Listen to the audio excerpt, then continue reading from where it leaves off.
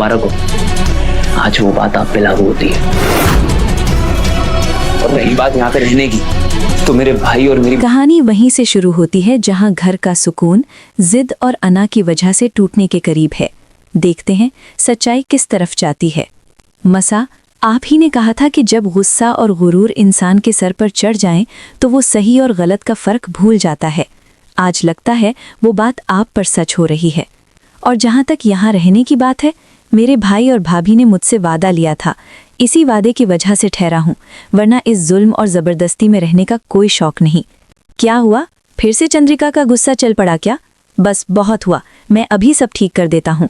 कहानी में बाबा साहेब, देव और चंद्रिका तीनों दिल के बोझ में डूबे हुए थे, लेकिन आज देव की आवाज में टूट फूट साफ सुनाई दे रही थी।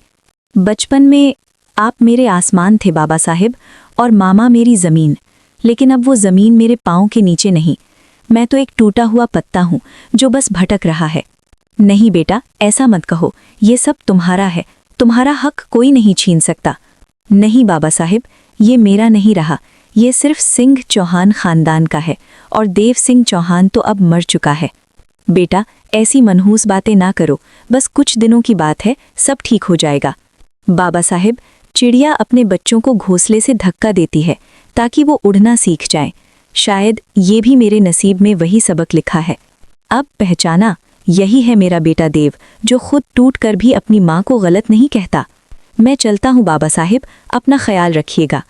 इधर देव दर्द में डूबा हुआ था, उधर वासु की दुनिया बिखर रही थी। इतने सख्त ना बनो, हम दोनों वालिदैन हैं, और तुम्हारी बेटी की माँ भी तुम हो। मैं जानता हूँ तुम्हें इसकी फिक्र है, लेकिन एक बात याद रखना, जितना प्यार तुमने अपनी बेटी को दिया है, उससे कहीं ज्यादा प्यार मेरा बेटा उसे देगा। दूसरी तरफ घर में तूफान अपनी हद से गुजर चुका था।